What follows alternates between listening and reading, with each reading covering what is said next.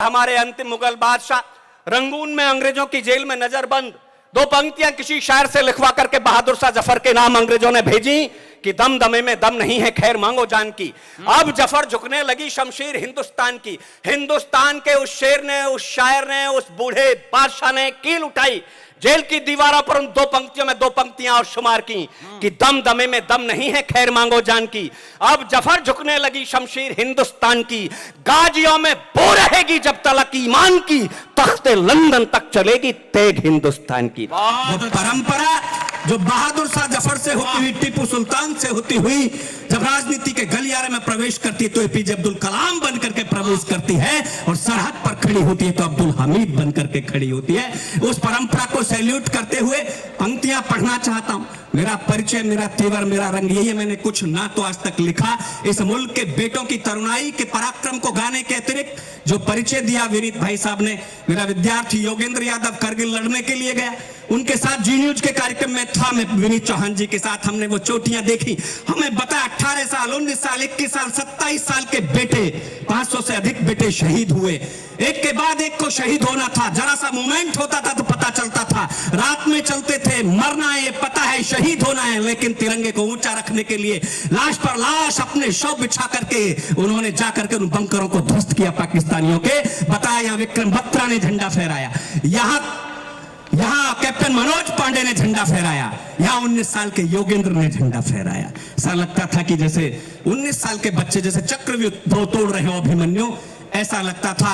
मैं 4 पंक्तियां उनके सम्मान में पढ़ता हूं। लेकिन दोस्तों, आपकी तालियां बहुत मुश्किल काम है साहब।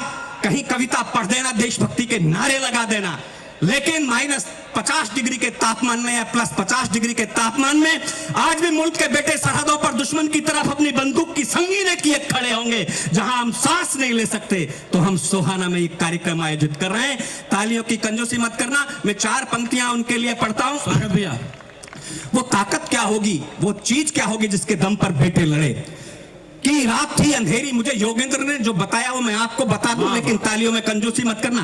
रात थी अंधेरी और दूर था प्रभात, किंतु हौसला था भरपूर, साथ में तिरंगा था। वो शक्ति कौन सी होती जिसके दम पर सैनिक लड़ता है।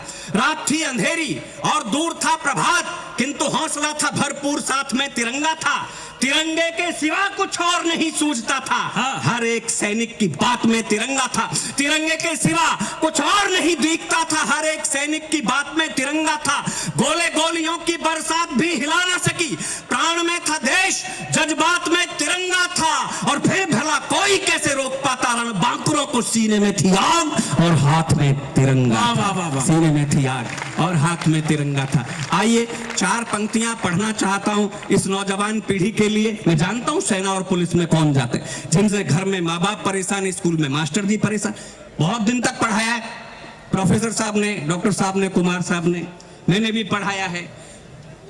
स्कूल में पढ़ाने वाले परेशान, घर में माँ बाप, थोड़े बहुत पड़ोसी भी रहते हैं, वही बेटे उद्दंड जाते हैं सेना और पुलिस में। लेकिन यह वर्दी खड़ी होगी साहब।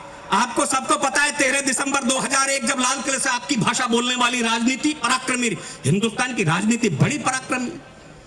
जब हिंदुस्तान की राजनीति मेजों के नीचे छुपने की जगह खोज रही थी 13 दिसंबर 2001 को आतंकवादी हमले में, तो यही खाकी वर्दी, इसी वर्दी और इसी पीढ़ी के नौजवान लोग अपनी शहादत देकर के विश्व के सबसे बड़े लोकतंत्र के मंदिर को गिरने से बचा रहे थे। तब उठाना तालियां कि इनसे भले ही व्यवहार में हो भूल चूक, फिर भी ये मस्त जिंदगानी काम आएगी। खामोशी तोड़ देना, मुझे आपकी खामोशी खल जाएगी। इनसे भले ही व्यवहार में हो भूल चूक, फिर भी ये मस्त जिंदगानी काम आएगी। कभी कभी मानी और कभी नहीं मानी वह है कि है जो इन्होंने मनमानी काम आएगी। जब जब कंस शिशुपाल के बढ़ेंगे पाप, जब जब कंस शिशुपाल के बढ़ेंगे पाप, नटखट कृष्ण की कहानी काम आएगी। देश को जरूरत पड़ेगी जब खून की, तो अंदर से यही नौजवानी काम आएगी। बहुत अच्छे भैया, वाह वाह वाह वाह। ये पगड़ी मेरे सामने से गुरुद्वारा मान के सैल्यूट करता हूं। भगत सिंह की ना केवल जिंदगी से डर लगा, अंग्रेजों को भगत सिंह की मौत से भी डर लगा। इसलिए जो फांसी की तिथि 24 मार्च मुकर्रर हुई थी, निर्धारित हुई थी, उससे पहले ही एक रात पहले 23 मार्च को फांसी देकर के अफजला शव सतलज की लहरों में प्रवाहित कर दिया। ये डर था अंग्रेजों की कि हिंदुस्तान की विप्लवी बागी पीढ़ियां, नौजवान क्रांतिकारी पीढ़ियां जेल तोड़ करके भगत सिंह को आजाद कर ले जाएंगी। तब उस मां को सल्यूट करता हूं, प्रणाम करता हूं, विद्यावती मां को, उसकी कोख को, जिसने भगत सिंह को जन्म दिया। शौर्य सिंधु का विराट, 4 पंक्तियां पढ़ता हूं, भगत सिंह क्या थे सूचित हो जाए। और साहब, आपका यदि कोई भी आपके हृदय में कोई सम्मान, कहीं भगत सिंह के प्रति श्रद्धा हो, तो आकाश भर तालियां बजा करके उन तक अपना प्रणाम निवेदित कर देना कि शौर्य सिंधु का विराट ज्वार थे भगत सिंह, जिसमें फिरंगियों की नाव डूब जानी थी। शौर्य सिंधु का विराट ज्वार थे भगत सिंह, जिसमें फिरंगियों की नाव डूब जानी थी। जिस पे स्वतंत्रता का पावन प्रसून खिला, पंचनद की वो वंश बेल बलिदानी थी। देशभक्ति का जुनून मिला जिसे लोरियों में, देशभक्ति का जुनून मिला जिसे लोरियों में, सिंघनी का दूध पिए शेर की रवानी थी। रंग दे बसंती चोला गा के फंदा चूम लिया, फांसी वाला जिसने वो धन्य नौजवानी थी। वाह वाह वाह वाह वाह। आपने एक दृश्य देखा होगा, एक हाथ में माउजर, यहां जनेऊ, नीचे धोती तहमत बंधा हुआ, मूंछ पर ताप देते हुए, 12 साल की छोटी सी उम्र में पहली बार गांधी जी के सिद्धांतों पर चलते हुए अंग्रेजों की अदालत में गिरफ्तारी दी, 15 कोड़ों की 15 बेतों की सजा मिली।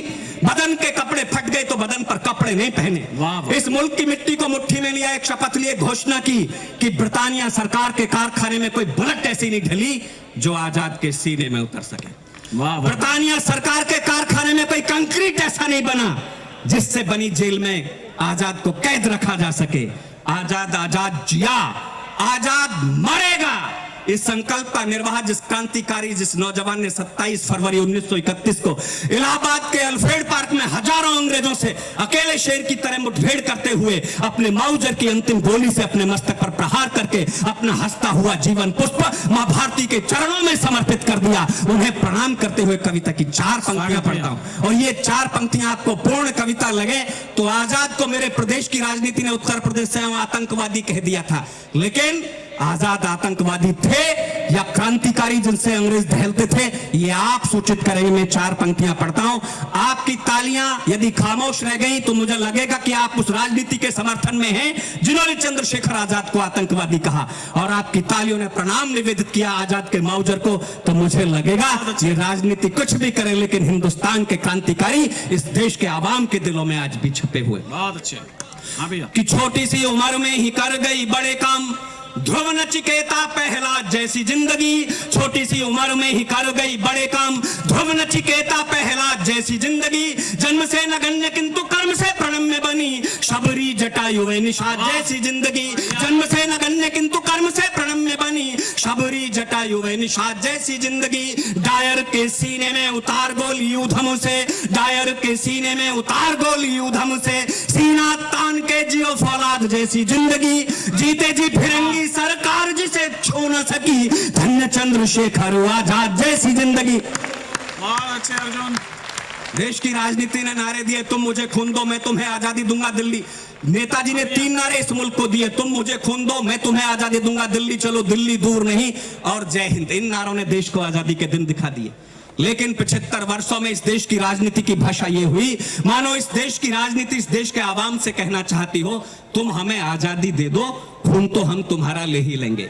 एक अंतर 4 पंक्तियों में पढ़ता हूं, आजादी से पहले नेता कैसे थे इस मुल्क में और आजादी के बाद कैसे। भगत सिंह, चंद्रशेखर आजाद, दिन को याद करना, वो देश की चिंता करते थे, तुम जेब की चिंता करते हो।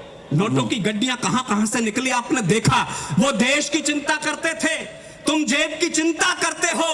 तुम लूट खजाना भारत का स्विस के खातों में भरते हो, तुम लूट खजाना भारत का कोठी बंगलों में भरते हो। वो भारत के जननायक थे, तुम अपराधी हो भारत के, वो देश की खातिर मरते थे। तुम देश को खाकर मरते हो, वो देश की खातिर मरते थे, बहुत तुम अच्छे। देश को खाकर वाह, मरते अर्जुन थे। भैया। तब उनकी याद आती है, मैं 4 पंक्तियां नेताजी के नाम पढ़ता हूं कि मचा भैया। हुआ वाह हाहाकार, भैया। छाया घोर अंधकार, धुंधली दिशाओं को प्रकाश की जरूरत है। भैया। मचा हुआ हाहाकार, छाया घोर अंधकार, धुंधली दिशाओं को प्रकाश की जरूरत है। शांति के बचाने और अशांति के मिटाने हेतु आज जन क्रांति के विकास की जरूरत है। लाखों सियार किंतु सिंह का विकल्प नहीं, शौर्य स्वाभिमानी इतिहास की जरूरत है। भारत को कल भी सुभाष की जरूरत थी, भारत को आज भी सुभाष की जरूरत है, भारत को कल भी सुभाष की जरूरत है।